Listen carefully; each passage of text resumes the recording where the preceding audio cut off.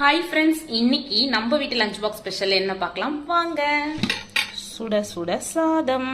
இன்னைக்கு நம்ம வீட்டு ஸ்பெஷல் என்ன பார்த்தீங்கன்னா அவரக்காய் தொக்கு. அதாவது இதை குட்டி குட்டியாக கட் பண்ணி கடாயில் தாங்க பண்ணலான்றது பிளானு. பட் பார்த்தீங்கன்னா எங்கள் அம்மா ஒரு டிப் கொடுத்தாங்க. ஏன் குக்கரில் போட்டிங்கன்னா ஒரு 3 விசில் கொடுத்தீங்கன்னா முடிஞ்சிருவேன். ஆமாம் இல்லை அப்படின்னு தோணி குக்கரில் தாங்க பண்ணேன், குட்டி குட்டியாக கட் பண்ணி. ஏன்னா வாயில் தென்படக்கூடாதுன்றதுக்காக. இன்னைக்கு அவரக்காய் தொக்கு. சைடிஷ் வந்து முட்டை பொடி மாஸ் வேற லெவல்ல இருக்குங்க. பண்ணலாம் வாங்க.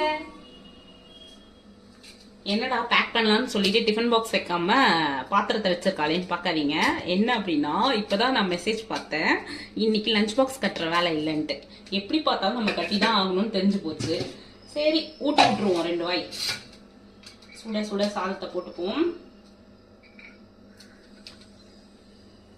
இந்த அவரைக்காய் குழம்புல ஒரு ஸ்பெஷல் இருக்குங்க.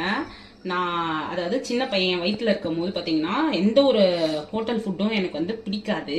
அப்போ பார்த்தீங்கன்னா அம்மாவோட இந்த அவரைக்காய் சாதம் பார்த்தீங்கன்னா அப்படியே பிரியாணி லெவலுக்கு கொண்டு வந்து கடகடன்னு சூடாக அள்ளி அள்ளி சாப்பிட்டேங்க. அடுத்து என்ன நடந்திருக்கும்னு நினைக்கிறீங்க? வாமிட் தாங்க.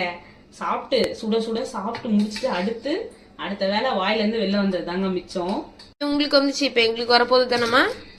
ஏண்டா ஏன் இந்த மாதிரி ஹெல்த்தி ஃபுட்டை குழந்தைங்க வாயில ஒரு அம்மாவா கொடுக்கறதுல கொஞ்சம் லைட்டா பெருமை தான். ஏன்னா அப்படியே கசப்பா இருக்க போதுன்னு நினைச்சுதான் சரி சாஃப்டா இருக்கட்டுமே அப்படின்னு குக்கர்ல வச்சு கொடுத்துருக்கேன்.